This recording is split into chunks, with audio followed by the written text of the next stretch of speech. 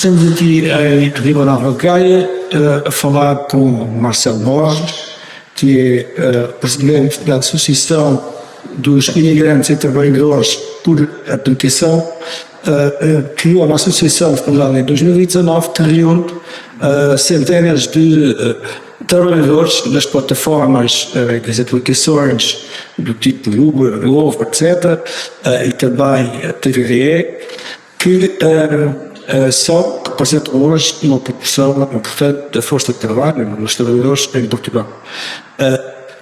Eu queria perguntar, em primeiro lugar, ao Marcelo, qual é precisamente a importância que os trabalhadores nestas condições, que são conhecidos por serem trabalhadores que vivem numa grande precariedade, têm entre a classe trabalhadora portuguesa que está ativa em Portugal nos nossos dias.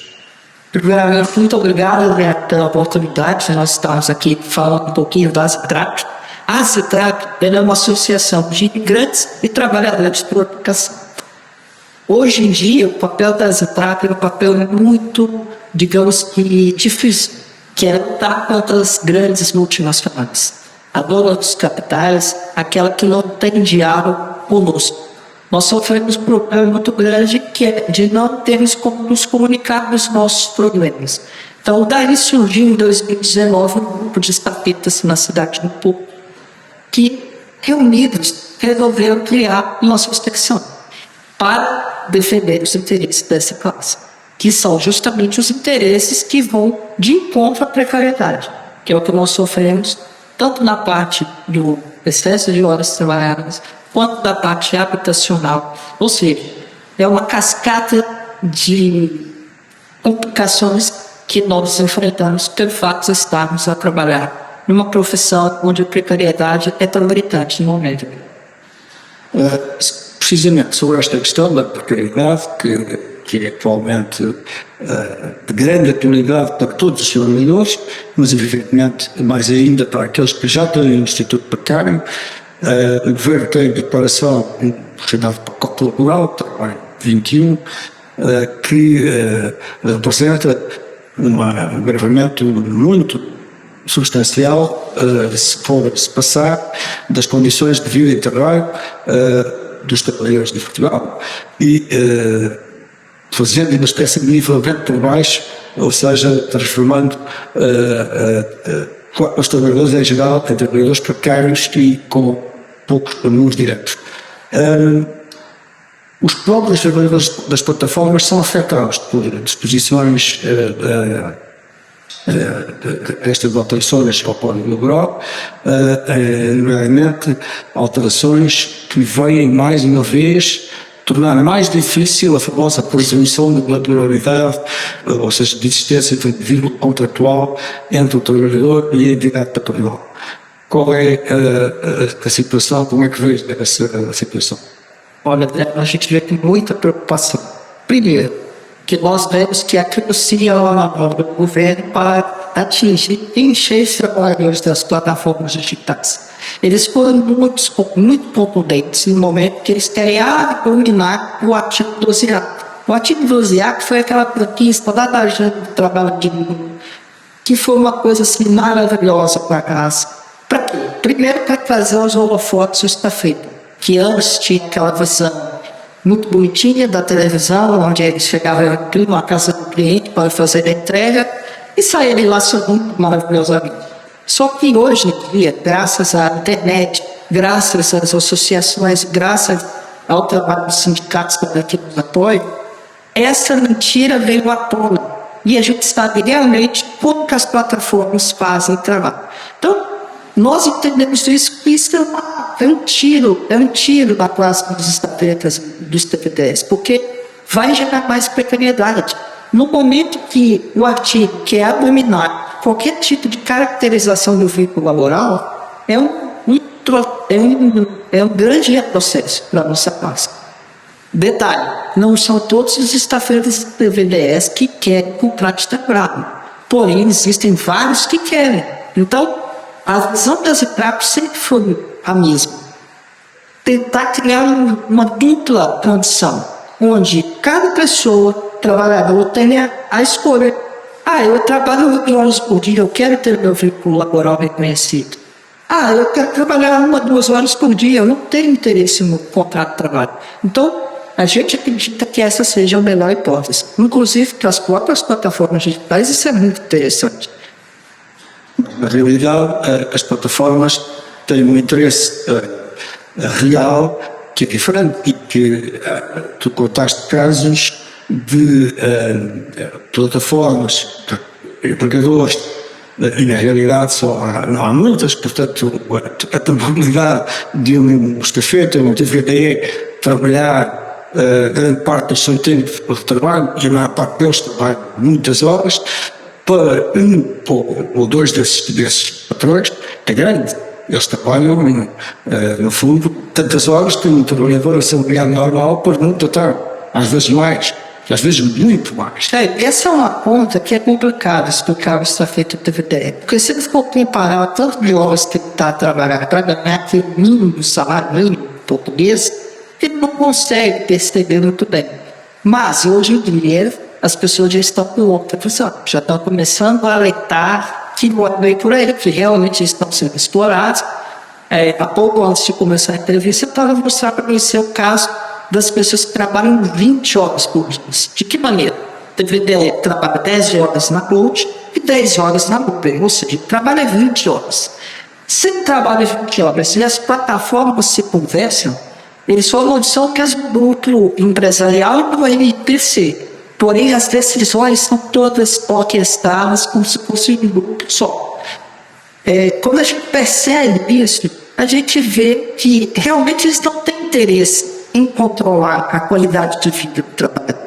Eles querem mais que a pessoa trabalhe até morrer, digamos assim, né? Quanto mais você trabalha, mais você tem atribuição de pedidos. Quanto menos você trabalha, menos pedidos caem para você. Então, por isso que a gente vê cenas de TVDs dentro do carro, estafetas trabalhando 12, 14 horas em cima de uma moto, colocando em risco a vida dele, a vida de outros. Inclusive, são coisas assim, segurança alimentar de estafeta, que talvez essa semana a gente discutindo isso na associação. Você imagina, se o estafeta não tem uma boa saúde mental, às vezes, como as plataformas digitais também não controlam nem quem está a entregar o pedido, imagina a segurança alimentar daquilo que está sendo entregue. A gente não sabe o que é. A gente não sabe que onde vai a maldade do ser humano. Então, tudo isso são as coisas que nós nos deparamos dia a dia, e o que nos mais desmotiva é a questão dos tribunais não entender, não perceber esse tipo de alegação. Não querer entender, exatamente, acho que é. Na realidade, as plataformas, digamos assim, o modelo de negócio das plataformas é um modelo que, e muitos outros trabalhadores, porque é preciso também dizê-lo, não são só as plataformas que exploram trabalhadores, e em particular trabalhadores imigrantes, mas é esse, no facto de que os trabalhadores imigrantes vivem dominados por medo, antes de serem legalizados, mesmo depois de ter algum tipo legal, continuam a estar sob o medo relativo E perdeu a perderem o trabalho e, portanto, perderem também o direito de residência. Portanto, é um negócio baseado no medo e sabendo que, por outro lado, o patronato, as plataformas, etc., podem sempre ir buscar novos trabalhadores aos países de origem e que, inclusive, atualmente, toda a gente sabe que as confederações patronais organizam viagens a países para ver as dificuldades de trazer trabalhadores para manter os salários baixos de Portugal, que é disso que se trata. No fundo, é disso que se trata. Se a força de trabalho em Portugal diminui, os salários aumentam, porque a concorrência entre os patrões aumenta. Se eles mantiverem trabalhadores vindos de países mais pobres que aceitam os salários baixos, os salários mantêm-se baixos. E a ideia, desculpe interromper, a ideia da plataforma é justamente essa, é fazer com que você permaneça online 10, 12 horas, 14 horas, mesmo que não caia pedidos. Porque ali ele está uma território, ele sabe que o estafeta está ali na região de Gaia, mais próximo do McDonald's, do centro comercial mais próximo. Então, para plataforma excelente. Ela não precisa pagar. E outra, os tribunais não exigem que ela pague por aquele tempo de sobreaviso, que é um absurdo. Né? Se nós estamos sobreaviso, nós não precisamos ter o pedido no nosso secreto. E isso é uma coisa complicadíssima de provar. Então, se eu for para telefone do escritório, o senhor está à disposição. Está entendendo? Exatamente.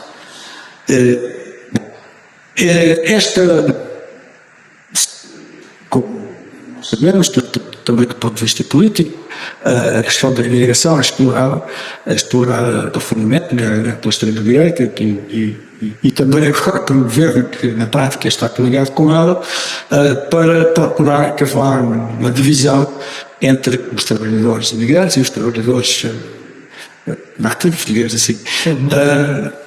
Quando, na realidade, os interesses de ambos são próximos, senão, e agora com este pacote laboral estamos a ver, inclusivamente, fala-se agora que o governo quer promover, por exemplo, nos motoristas pesados, alterações legislativas parecem ir no sentido da urbanização